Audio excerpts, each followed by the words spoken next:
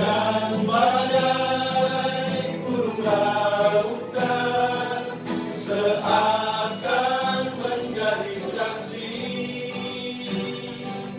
Hanya Dia lentera jiwa dalam duka dan dalam bahagia.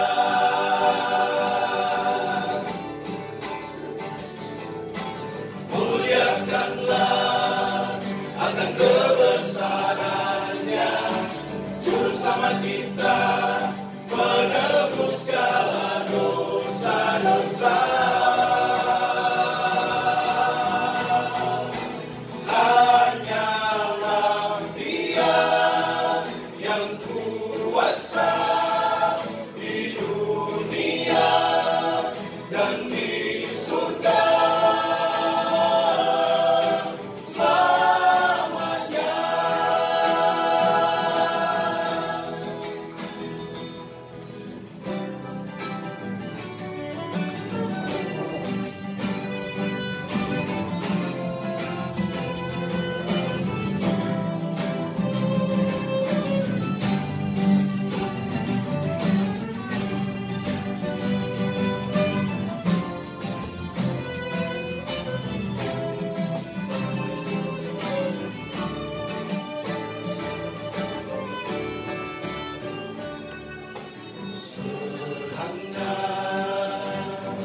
Matahari menyinari bumi, tiada melebihi kasih yang abadi. Hujan badai seakan menjadi saksi. Hanya Dia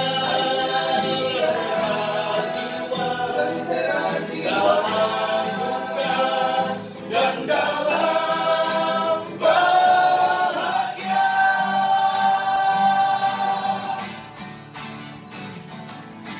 Muliakanlah akan kebesarannya, Juru Selamat kita, penebus segala dosa-dosa. Hanyalah Dia yang kuasa di dunia dan di surga selamanya.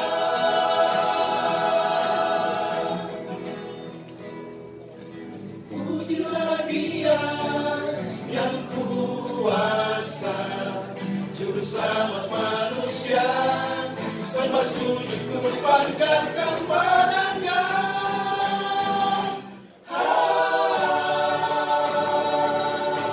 Muliakanlah akan kebesarannya, Juru Selamat kita, penebus segala dosa-dosa. Hanyalah Dia yang Maha Kuasa di dunia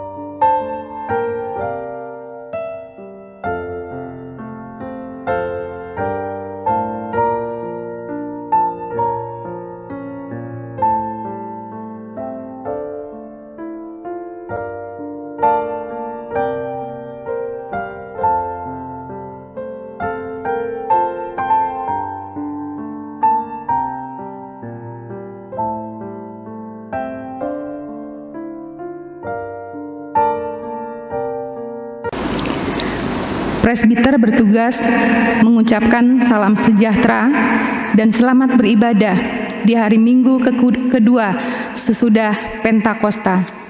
Kiranya ibadah yang kita laksanakan saat ini berkenan di hadapan Tuhan dan kita diberkati oleh-Nya. Pemberitaan firman akan disampaikan oleh Pendeta Ruth Harjowinoto Ngantung, Pendeta Jemaat GPIB Bahtera Iman.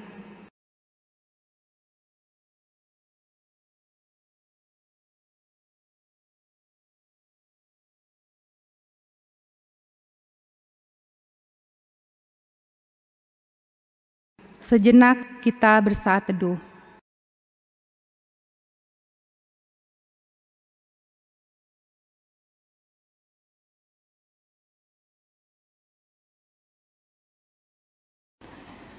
Terbentang luas ladang pelayanan dan kesaksian GPIB, melewati jalan-jalan berlumpur, berbatu, dan sulit untuk dilalui, menyeberangi sungai-sungai yang tenang, panjang, namun kadang mencekam, menembus gunung-gunung yang terjal dan tak biasa untuk dijangkau, menyusuri lembah-lembah yang dingin dan sepi. Tampaknya tidak ada harapan, tampaknya tidak ada damai, tampaknya semua serba terbatas. Tetapi syukur kepada Tuhan yang tetap memelihara umat-Nya dan tetap memegang perjanjian-Nya. Tidak sekalipun Tuhan membiarkan umat-Nya berjalan sendiri. Dalam keadaan yang tak mudah, Tuhan tetap memegang janji-Nya dan menghadirkan damai sejahtera bagi umat yang dikasihi-Nya. Damai sejahtera yang membuat umat Tuhan di berbagai wilayah pelayanan dan kesaksian dapat tetap bertahan dan berjuang untuk kemandirian. Marilah mengucap syukur pada Allah atas janji setia-Nya pada umat yang berharap hanya kepada-Nya.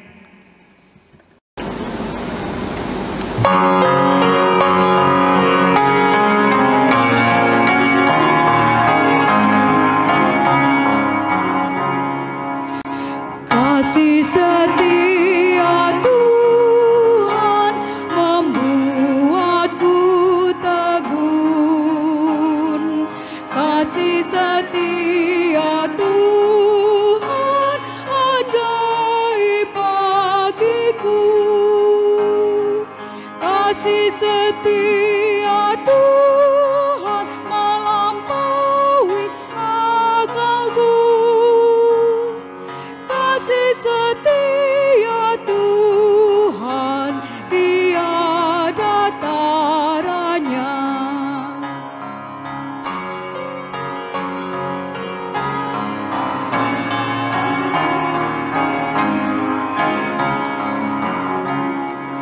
Kasih setia Tuhan betapa indahnya. Kasih setia Tuhan membuatku tentram. Kasih setia Tuhan sungguh kokoh dan ajaib. Kasih setia Tuhan abadi selamanya.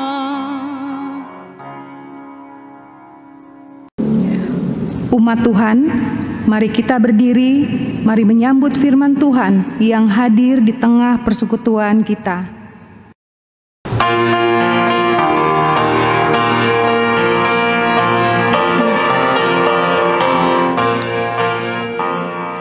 Mari menghadap Allah, pujilah Dia, Yesus Tuhanmu, bersama beribadah.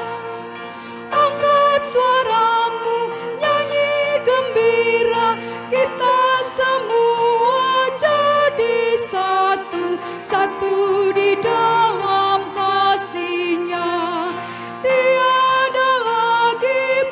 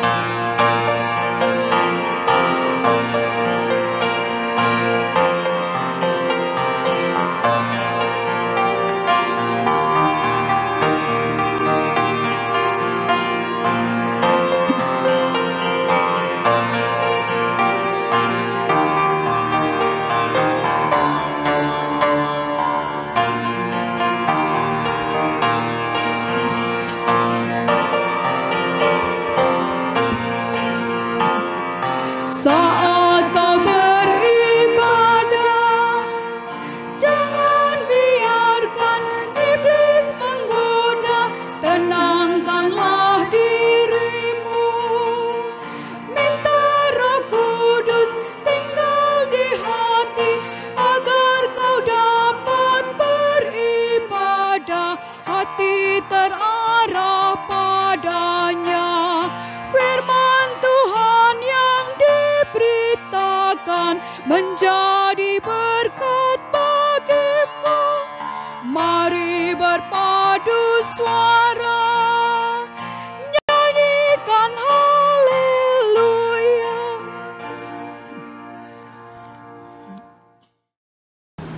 Pertolongan kita adalah dalam nama Tuhan yang menjadikan langit dan bumi.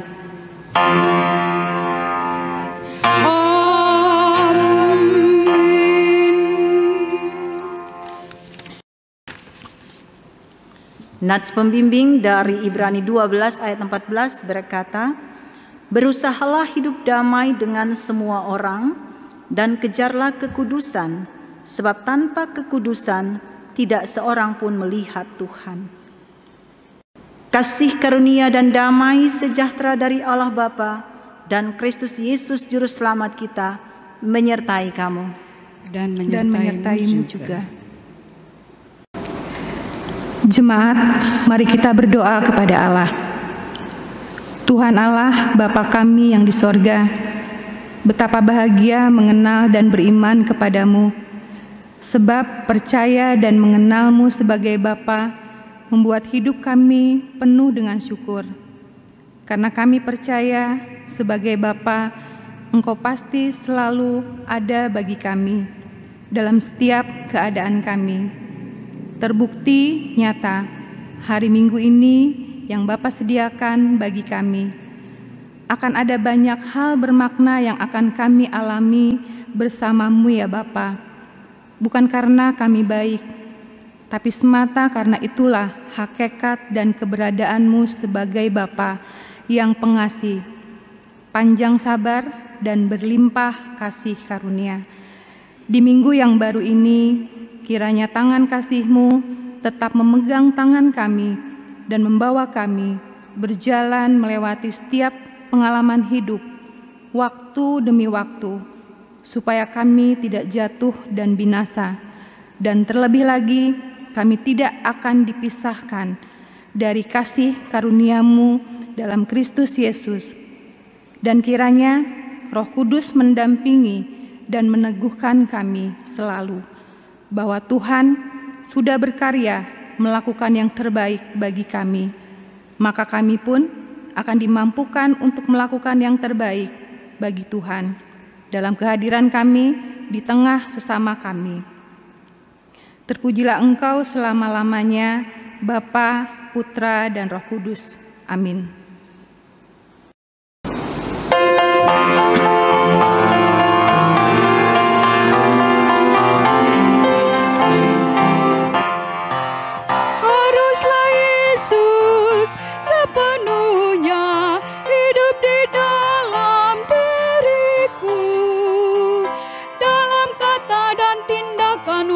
Tidur atau jaga, Yesus hidup dalamku.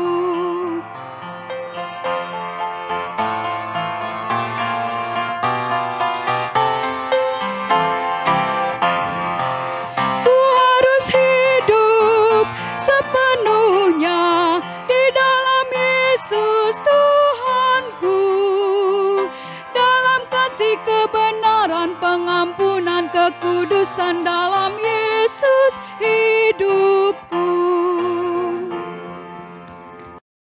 Kita masuk dalam pemberitaan firman Tuhan. Mari kita berdoa mohon bimbingan Roh Kudus.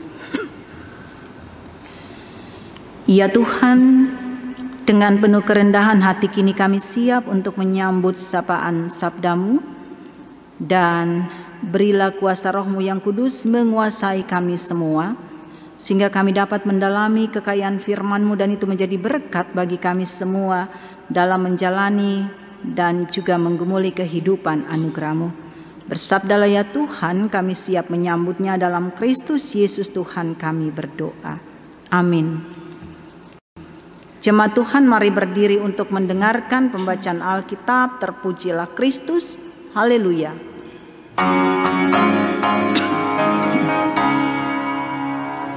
Haleluya, haleluya, nama Tuhan terpujilah.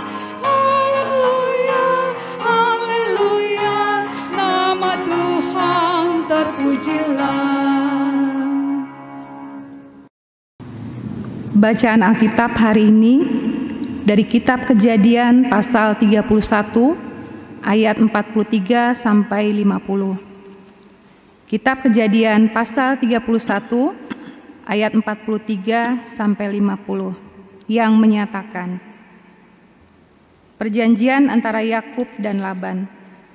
Lalu Laban menjawab Yakub, "Perempuan-perempuan ini anakku dan anak-anak lelaki ini cucuku, dan ternak ini ternakku.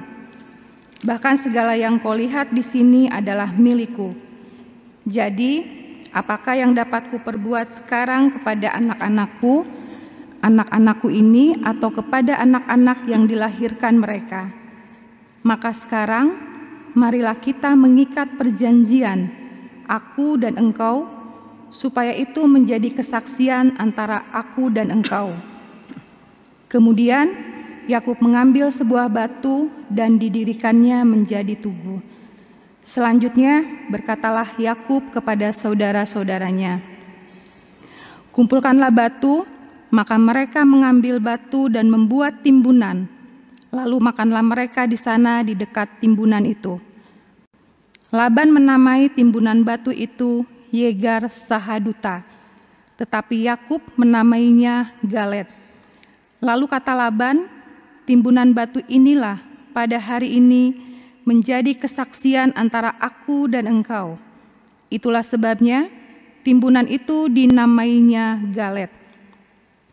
Dan juga Mispa, sebab katanya, "Tuhan kiranya berjaga-jaga antara aku dan engkau apabila kita berjauhan. Jika engkau mengabaikan anak-anakku dan jika engkau mengambil istri lain di samping anak-anakku itu, ingatlah, walaupun tidak ada orang yang dekat kita, Allah juga yang menjadi saksi antara aku dan engkau." Demikian pembacaan Alkitab. Hendaklah firman Tuhan diam dengan segala kekayaannya di antara kamu, dan ucaplah syukur kepada Allah.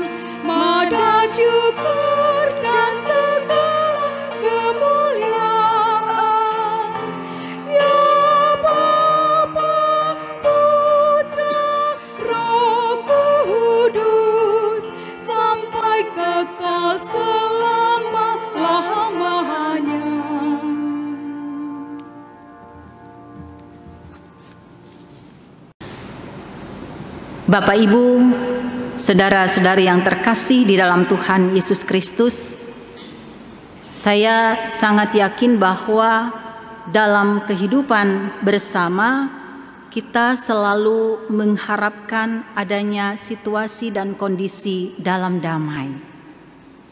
Kalau ada orang yang gak suka hidup dalam damai, itu aneh gitu ya. Pada dasarnya kerinduan dan harapan hidup dalam damai ada pada setiap orang. Akan tetapi di dalam realitanya kita bertemu dengan kenyataan bahwa tidak selalu bisa hidup dalam damai. Dalam segala komunitas ya, dari komunitas yang paling besar sampai yang kecil di masyarakat, dalam kehidupan atau komunitas kerja, komunitas bergereja dan juga keluarga, kita juga harapannya sih tidak sering ya berjumpa dengan yang namanya konflik. perbedaan pandangan, dan itu terjadi juga karena apa yang kita harapkan dalam relasi atau dalam hubungan dengan yang lain tidak sesuai dengan harapan kita, konflik itu bisa terjadi.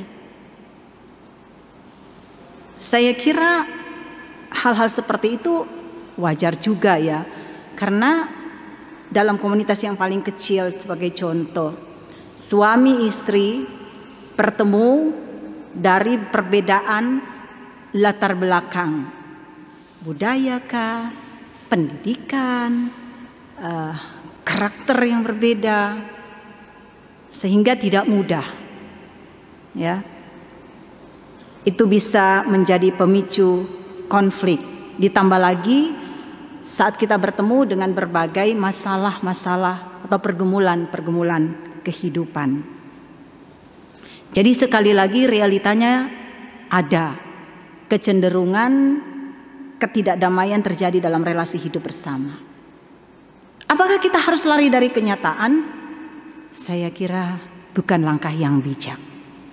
Sebab melarikan diri dari kenyataan, toh tetap saja kita akan tersiksa juga, ya.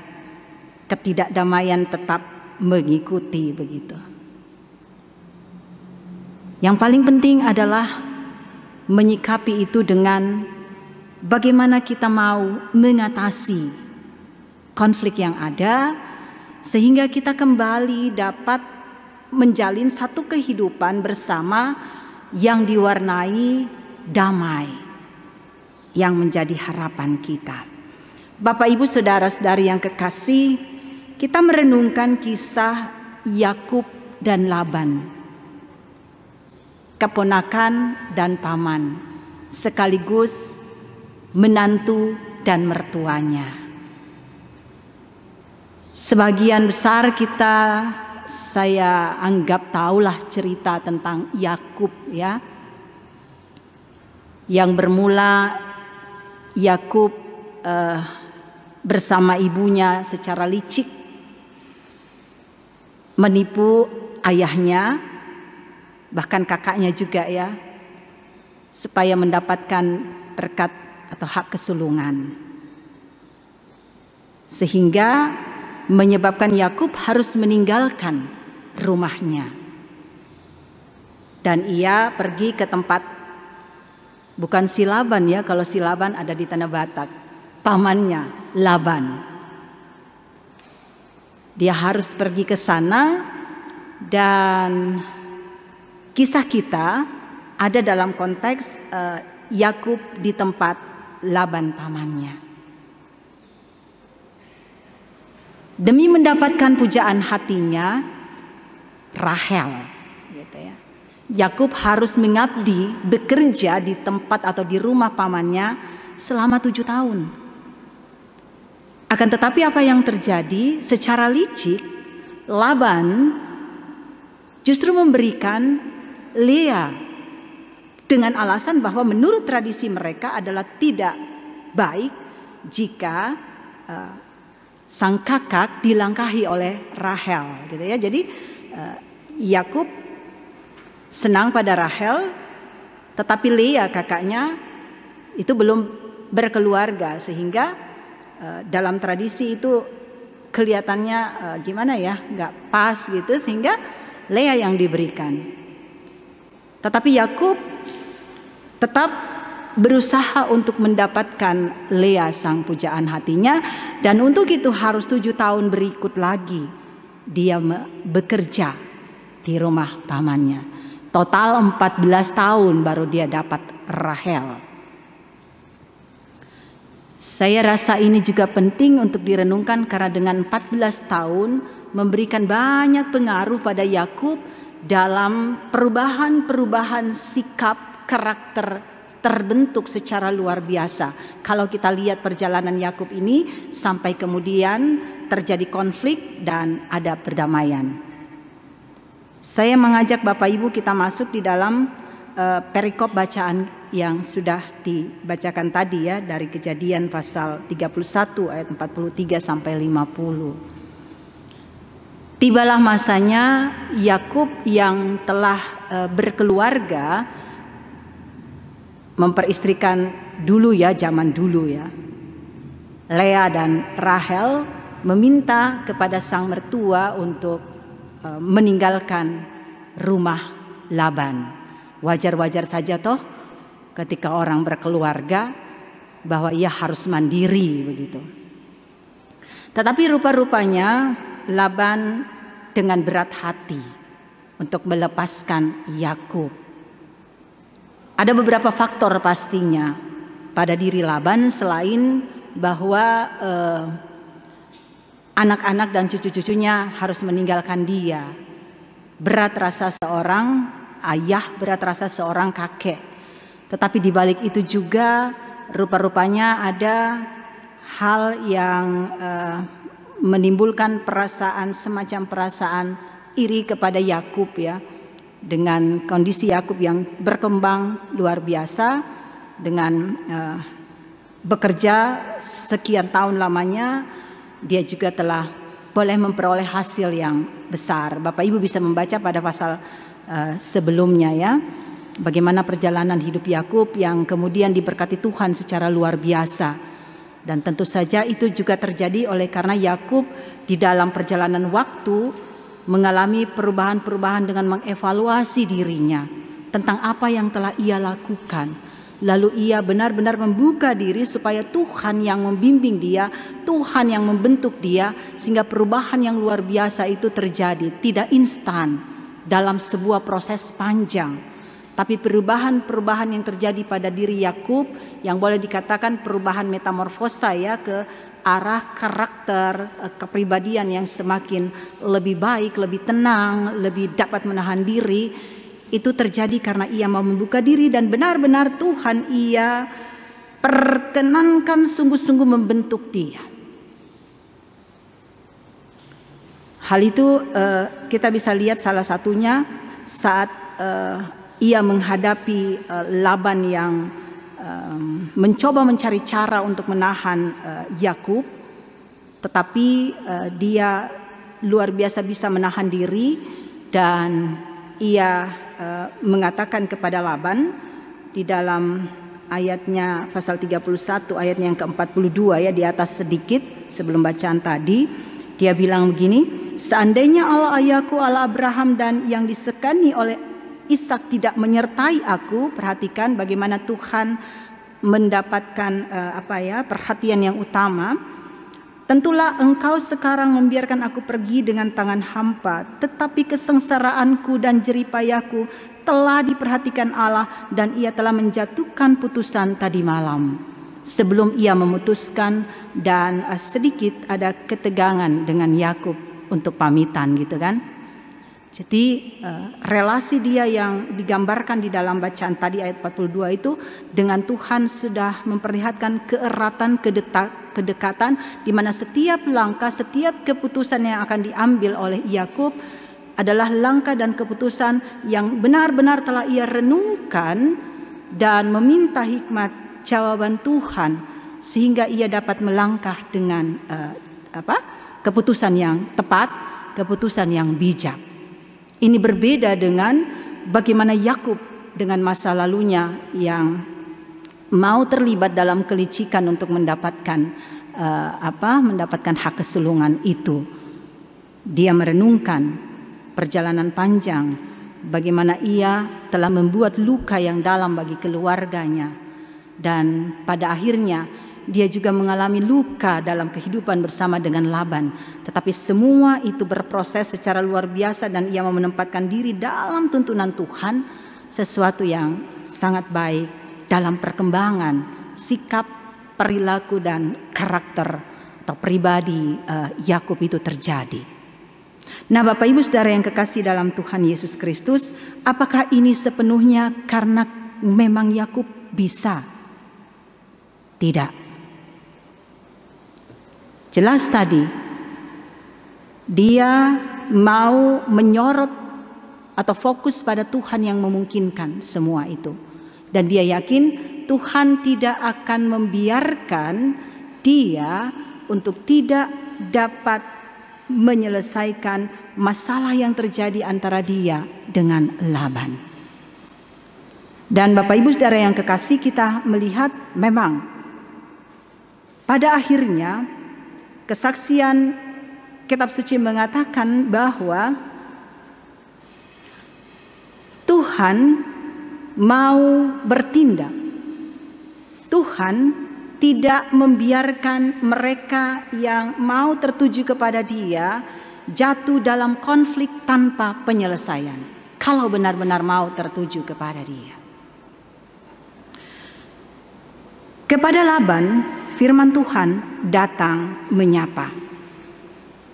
Di dalam ayatnya yang ke-24, saya ajak kita mundur sedikit karena ini adalah poin yang penting.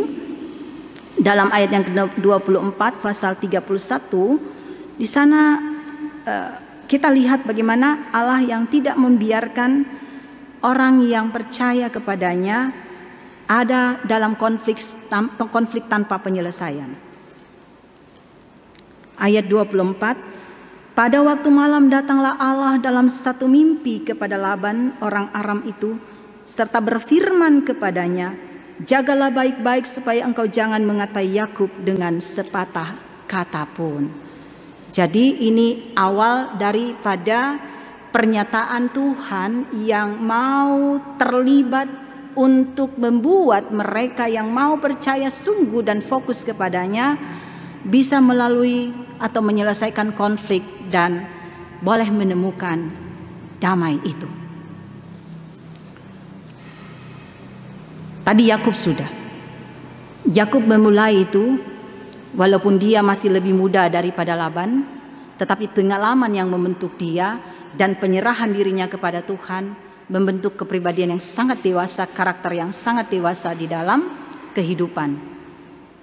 Pembelajaran bagi kita Bapak Ibu bahwa ketika kita ada dalam sebuah konflik tidak selalu kita harus gengsi untuk belajar ya dari mereka mungkin yang di dalam satu kehidupan permasyarakat ya seringkali dianggap begini, yang muda itu hanya dengar saja dari yang tua. Yang tua itu sudah makan asam garam. Padahal tidak selalu, karena pengalaman orang yang berbeda-beda itu bisa membentuk. Seperti Yakub, dia lebih dahulu mengalami pengalaman pahit dan ia lebih dulu mau bergumul tentang hal itu dan menemukan di dalam dan bersama Tuhan dia berproses menjadi lebih bijak.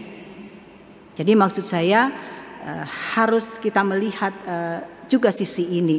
Ketika kita mau ada dalam satu kedamaian, ketika ada konflik, maka tidak harus kita punya cara berpikir ya yang seperti itu ya, bahwa pasti yang lebih muda, yang belum pengalaman, yang lebih tua, yang lebih pengalaman, sehingga apapun yang dikatakan benar, itu sudah tidak keliru dan yang muda harus dengar. Tapi kalau kita mau lebih terbuka untuk melihat bahwa bisa terjadi sebaliknya, peluang untuk berada dalam penyelesaian konflik itu lebih besar. Tapi tentu saja bahwa Yakub bisa sampai ke sana karena ia buka diri besar atau luar biasa, Tuhan berperan dalam hidupnya. Nah, jadi Bapak Ibu Saudara yang kekasih, itu ya, Tuhan berprakarsa, lebih dahulu berinisiatif untuk menyelesaikannya melalui firman yang menyapa Laban dalam mimpi tadi. Dan kita lihat bagaimana Laban kemudian juga terbuka hati untuk seperti Yakub ya, terbuka hati untuk menerima. Walaupun kita lihat masih ada kecenderungan curiga Laban terhadap Yakub, tetapi ia juga mengalami proses itu, proses antara ini Tuhan nih yang mau menyelesaikan perkara itu bagi saya, bagi Laban gitu ya, sehingga ada proses seperti itu yang terjadi dalam diri Laban, tapi ia tetap mau. Karena ia tahu bahwa betapa terbatasnya ia manusia, Yakub manusia, tentu harus ada kuasa yang lebih kuat yang bisa menolong untuk mengatasi itu. Dan pada akhirnya jalan penyelesaian konflik itu terjadi dengan bacaan yang tadi. Didirikanlah batu peringatan gitu ya. Dan itu merupakan tradisi mereka dalam rangka penyelesaian konflik dengan janji atau kesepakatan. Dan dalam kesepakatan itu tetap kita melihat bagaimana kemudian keduanya, baik Yakub dan baik Laban, benar-benar meyakini bahwa Tuhan berperan besar luar biasa menjadi dasar untuk penyelesaian konflik dan adanya perdamaian yang mereka sepakat untuk lakukan, ya. Itu di ayatnya yang ke bacaan tadi, di ayat yang ke-48, ya, dan 49. Lalu kata Laban, timbunan batu inilah pada hari ini menjadi kesaksian antara aku dan engkau. Itulah sebabnya timbunan itu dinamainya Galed dan juga Mispa, sebab katanya, Tuhan kiranya berjaga-jaga antara aku dan engkau apabila kita berjauhan. Tuhan kiranya berjaga-jaga antara aku dan engkau apabila kita berjauhan. Tuhanlah yang mengawas. Tuhanlah yang berperan. Tetapi tentu respon mereka baik Yakub maupun juga Laban harus ada. Yakub dengan proses panjang kemudian lebih dapat menahan diri. Laban dengan kondisinya yang sulit sekali melepaskan, harus melawan egoismenya. Dan dengan demikian gayung bersambut. Ketika Tuhan menjadi fokus untuk yang diyakini dapat menjadi yang dapat menjadi semacam pemimpin, pemandu bagi mereka untuk mengikat satu kesepakatan damai bisa terjadi. Tuhan melakukannya, ada respon seperti itu. Lebih menahan diri, menahan egoisme yang ada dalam diri masing-masing, dan pada akhirnya semuanya dapat dilakukan.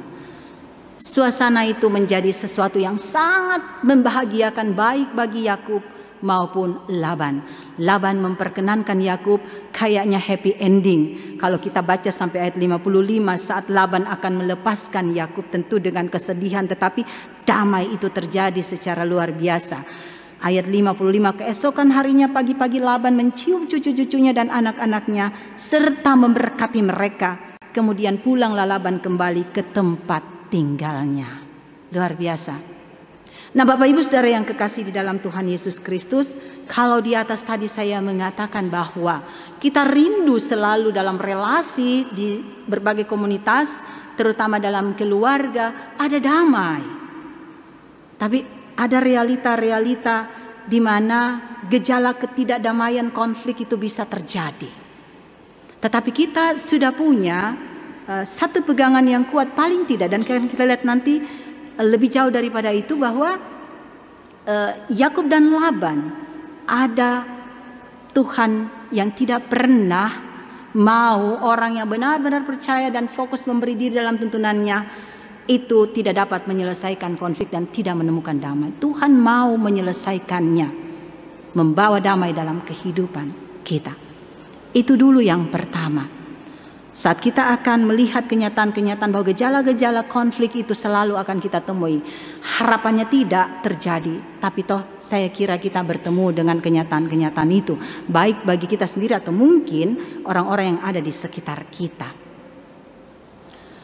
Paling tidak saya mau mengatakan sedikit realita di masa pandemi COVID-19, Bapak Ibu, bahwa gejala-gejala konflik yang kalau kita tidak secara bijak menyikapinya dan benar-benar kita melepaskan diri dari sang kuasa, itu benar-benar sesuatu yang bisa membuat kita tidak menemukan damai, dan apalah artinya hidup tanpa damai. Menurut data WHO, Badan Kesehatan Dunia, di masa pandemi ini ada begitu banyak negara melaporkan terjadinya peningkatan kasus kekerasan dalam rumah tangga. Kasus-kasus KDRT, konflik kemudian menjadi KDRT. Ya. Paling tidak yang cukup besar misalnya di Inggris 38%, bahkan Spanyol 60%. Lalu Badan Kependudukan PBB juga memperkirakan begini.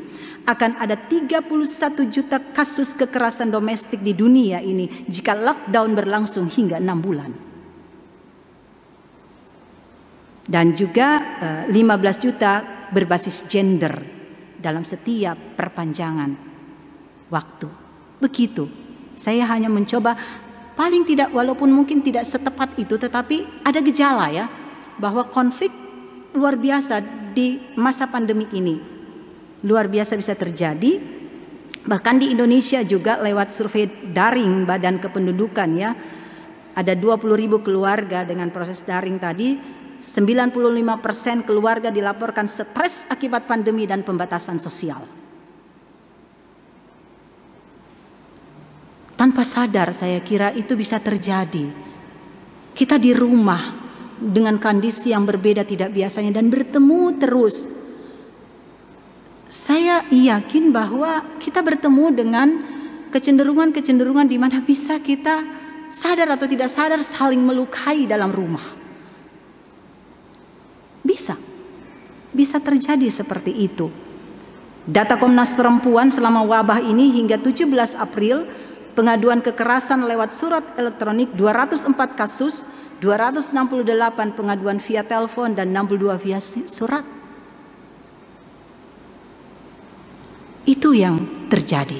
Sekali lagi, ini kan tidak sesuatu yang kita anggap akurat banget, tapi bahwa ini luar biasa ya kita melihat ya, bisa terjadi seperti ini. Dari 20.000 keluarga yang menjadi responden, 95% dilaporkan stres akibat pandemi. Pemicu konfliknya banyak sekali sebagai dampak. Lalu bagaimana kita menyikapi? Itu tadi, haruskah aku lari dari kenyataan? Gak bisa. Pertanyaannya adalah, maukah kita mengatasi? Dan saya kira kita rindu damai dan kita bilang kita mau atasi. Bisa dimungkinkan karena Tuhan.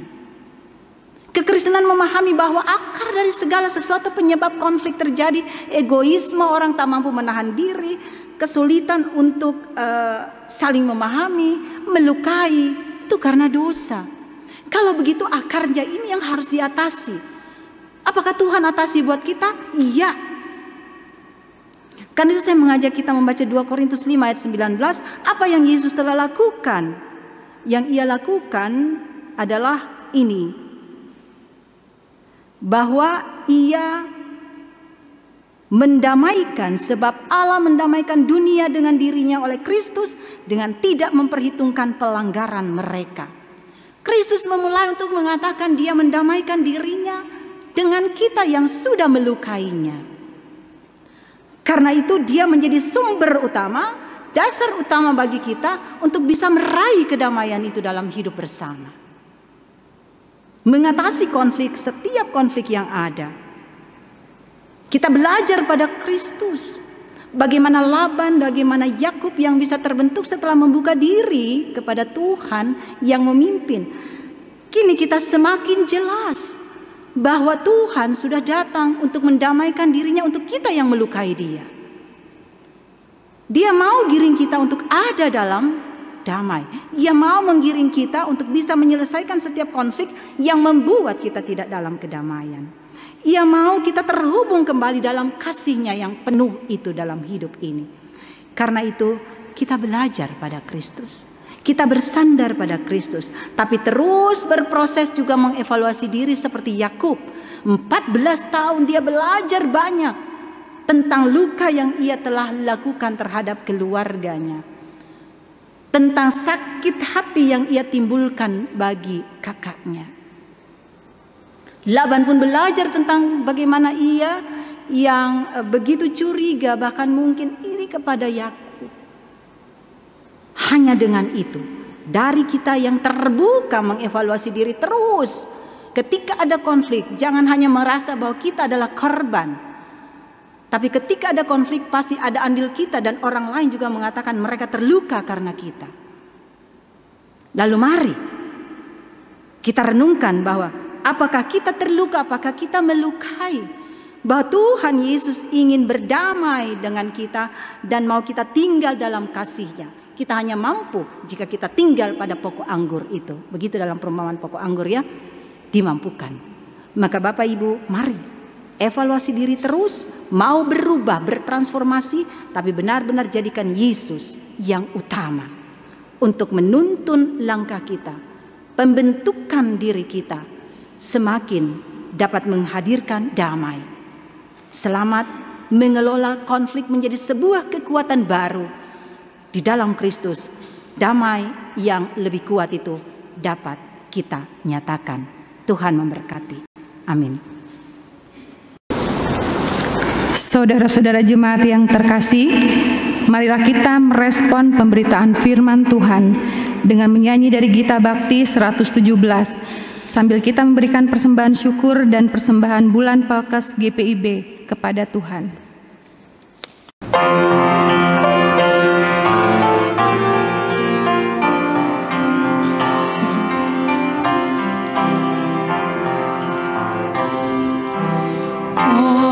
Ajar kami melakukan firman-Mu Tuhan, dalam kata dan tindakan turut maksud-Mu.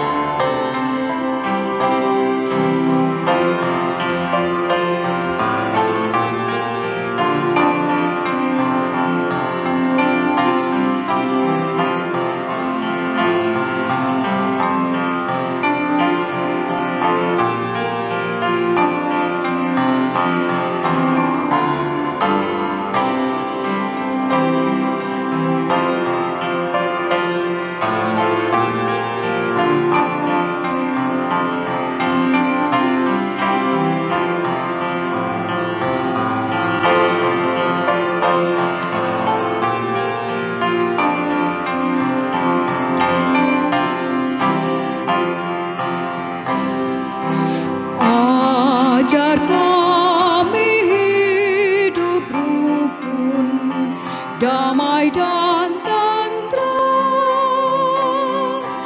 pun di mana kami ada, nyata kasih-Mu.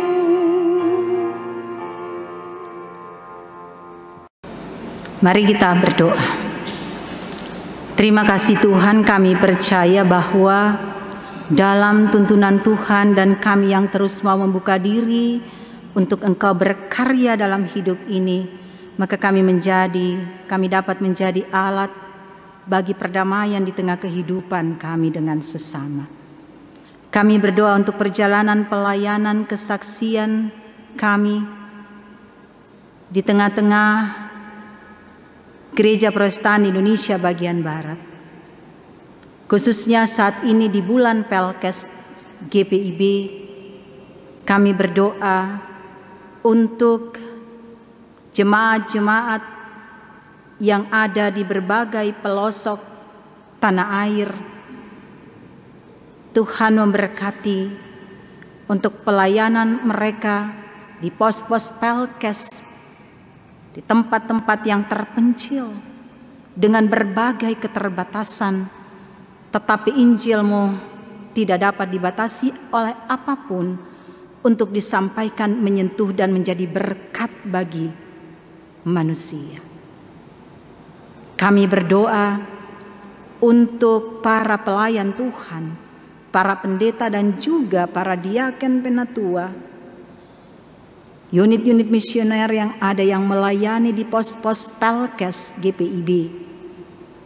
Tuhan, berilah selalu hikmat Tuhan, kekuatan dan kesehatan, dan juga Tuhan tolong mereka dapat melakukan berbagai kegiatan pelayanan yang menyentuh kebutuhan jemaat, menjadi berkat bagi pertumbuhan kehidupan beriman mereka, dan menjadi berkat dalam mereka juga mengelola, membangun kehidupan. Bapa di surga, kami berdoa untuk Majelis Sinode GPIB di dalam kiprah pelayanan juga khususnya dalam memberikan perhatian bagi pos-pos Pelkes yang ada di berbagai tempat di pelosok tanah air. Tentu saja juga dalam kebersamaan topangan jemaat-jemaat yang dapat menjadi pendamping, yang dapat membantu pelayanan yang ada di pos-pos Pelkes. Terima kasih ya Bapa di sorga. Kami selaku jemaat GPB Jemaat Bahtera Iman pun kiranya dapat memberikan perhatian topangan kami bagi jemaat-jemaat yang ada di pos Pelkes dalam mereka mengelola pelayanan mereka. Kami berdoa ya Tuhan, di dalam perjalanan pelayanan kesaksian kami di jemaat ini, Tuhan memberkati seluruh warga jemaat. Tuhan memberkati para pelayan yang Tuhan berikan kepercayaan untuk melayani secara khusus, dan jemaat memberi kepercayaan kepada para presbiter, para pengurus unit-unit misioner, demikian juga bagi kepanitiaan yang ada, BPPJ dan seluruh karyawan yang menopang. Berkatilah kami semua di dalam menata layani di jemaat ini dalam topangan seluruh warga jemaat. Terima kasih ya Tuhan untuk pelayanan yang boleh kami lakukan saat ini. Tuhan memberkati semua yang terlibat di dalam mempersiapkan sampai kepada ibadah kami. Tuhan memberkati semua kami yang boleh bertugas dan melayani saat ini. Tuhan, kami juga berdoa untuk jemaat Tuhan yang dalam kondisi kelemahan tubuh mereka. Tuhan Yesus Sang Tabib kami yang agung, jamah dan pulihkan mereka. Bagi mereka yang dalam duka, Tuhan kuatkan dan Tuhan hiburkan. Untuk keluarga besar Aispasa Siaya, Tuhan kuatkan dan hiburkan seluruh anak, menantu dan cucu dalam duka mereka. Demikian juga doa kami bagi keluarga besar almarhum Bapak Beni Likumahua. Kuatkan dan hiburkan keluarga yang ditinggalkan. Tuhan kuatkan seluruh keluarga, istri, anak-anak, menantu, cucu. Bapa di sorga, doa kami untuk mereka yang bersyukur secara khusus atas peristiwa-peristiwa khusus yang bertambah usia di minggu yang berjalan ini, baik usia kelahiran maupun perkawinan. Tuhan berkatilah mereka. Doa kami Tuhan bagi kehidupan berbangsa dan bernegara kami, segala upaya yang terus dilakukan di negeri kami dalam rangka menangani pandemi COVID-19. Tuhan berkati aparat pemerintah, para medis, semua yang terlibat secara langsung di dalam proses penanganan pandemi COVID-19. Tuhan berikan kekuatan, kesehatan dan hikmat Tuhan, dan seluruh warga masyarakat termasuk kami kiranya juga dapat memberikan topangan yang memungkinkan segala upaya yang dilakukan dalam rangka pemutusan rantai penularan COVID-19 boleh terjadi dengan baik. Terima kasih ya Bapa di sorga. Berjalan terus bersama kami menjalani minggu-minggu yang kami akan lewati, bahkan hari-hari seterusnya. Kami terus ada dalam kekuatan kasih karunia Tuhan, ada dalam anugerah kesehatan, dan berkat-berkat lain terus mengiringi kami semua. Ya Tuhan, dalam pengasihan-Mu kami mohon, dengarkanlah doa kami. Peliharalah kami demi Putra-Mu Yesus yang telah mengajar kami berdoa. Bapa kami yang di surga, dikuduskanlah nama-Mu, datanglah kerajaan-Mu, jadilah kehendak-Mu di bumi seperti di surga. Berikan kami pada hari ini makanan kami yang secukupnya, dan ampunilah kami akan kesalahan kami, seperti kami juga mengampuni orang yang bersalah pada kami. Jangan bawa kami ke dalam pencobaan, tetapi lepaskan kami daripada yang jahat.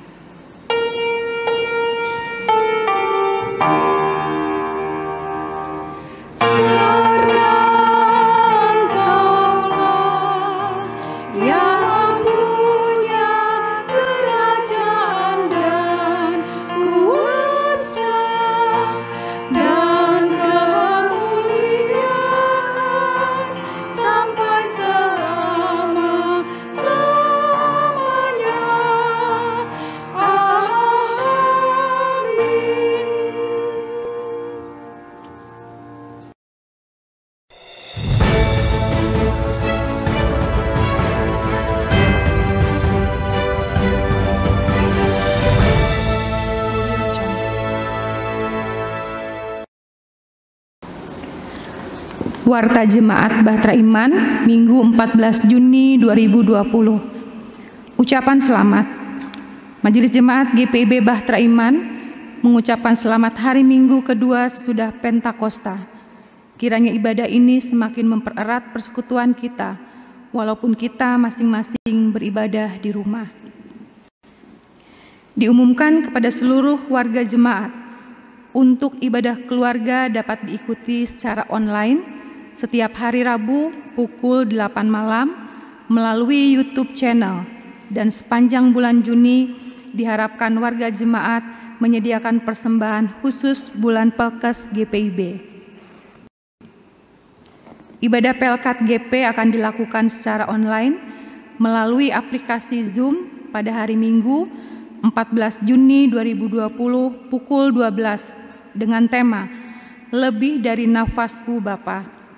Undangan berupa link Zoom akan dibagikan menjelang ibadah. Pendaftaran katekisasi reguler angkatan 2020-2021 telah dibuka. Bagi warga jemaat yang ingin mendaftarkan diri untuk mengikuti katekisasi dapat menghubungi koordinator sektor atau kantor majelis jemaat pada hari dan jam kerja. Berita duka cita.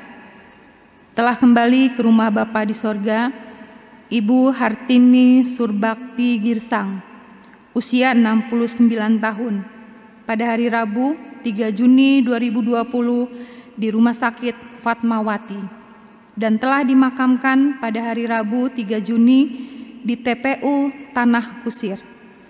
Almarhum adalah anggota GPIB Jemaat Bahtera Iman, Sektor Pelayanan 6. Yang kedua, Ibu Margareta Hubertina Esther Aipasa Siahaya, usia 81 tahun, pada hari Sabtu 6 Juni 2020 di Rumah Sakit Siloam Karawaci, dan telah dimakamkan pada hari Minggu 7 Juni di TPU Tanah Kusir. Almarhumah adalah anggota jemaat GPIB Bahtera Iman Sektor Pelayanan 2. Yang ketiga, Bapak Bernardus Henry Likumahua, usia 74 tahun, pada hari Selasa 9 Juni 2020 dan dimakamkan pada hari Rabu 10 Juni di TPU Jombang. Almarhum adalah anggota GPIB Jemaat Bahtera Iman Sektor Pelayanan 7. Seluruh presbiter dan warga jemaat GPIB Bahtera Iman menyampaikan turut berduka cita dengan iringan doa. Kiranya kasih dan kekuatan serta penghiburan dari Tuhan Yesus Kristus menjadi bagian keluarga yang ditinggalkan. Kita akan mendengar pesan di bulan Pelkes GPIB 2020. Salam damai, kasih Tuhan Yesus Kristus. Puji dan syukur kita panjatkan kepada Tuhan karena tanpa terasa kita sudah memasuki bulan Juni dan merupakan bulan Pelkes GPIB. Namun kegiatan-kegiatan selama pelaksanaan bulan Pelkes GPIB tahun 2020-2021 adalah sebagai berikut. 1. Tata ibadah pembukaan bulan Pelkes dilaksanakan pada Minggu 7 Juni 2020. 2. Tata ibadah keluarga selama bulan Pelkes GPIB dilaksanakan setiap hari Rabu. Ketiga, tata ibadah hari Minggu bulan Pelkes GPIB. Keempat, tata ibadah penutupan bulan Pelkes GPIB yang akan dilaksanakan pada hari Minggu 28 Juni 2020. Karena situasi akibat pandemi COVID-19, maka kegiatan safari bulan Pelkes GPIB tahun 2020 tidak jadi dilaksanakan secara terpusat di Mupel Kaltim. Jemaat dihimbau untuk melaksanakan kegiatan pelayanan bagi warga jemaat yang terdampak akibat COVID-19. Bagi warga jemaat yang ingin berbagi melalui persembahan di bulan Pelkes, kami persilahkan untuk dapat dikirim melalui rekening GPIB Jemaat Bahtera Iman atau diserahkan ke majelis sektor. Demikian yang dapat kami sampaikan di bulan Pelkes GPIB 2020. Tuhan Yesus Sang Kepala Gereja memberkati pelayanan kita bersama. Teriring salam dan doa, Ketua 1 PHMJ GPIB Bahtera Iman Penatua Leonora Metekohi, Sekretaris 1 PHMJ GPIB Bahtera Iman, Penatua sola gratia itsbani. Umat Tuhan, mari kita berdiri. Pulanglah dengan penuh damai sejahtera dan jadilah pelaku firman Tuhan dalam kehidupanmu di keluarga, gereja, masyarakat, dan bangsa.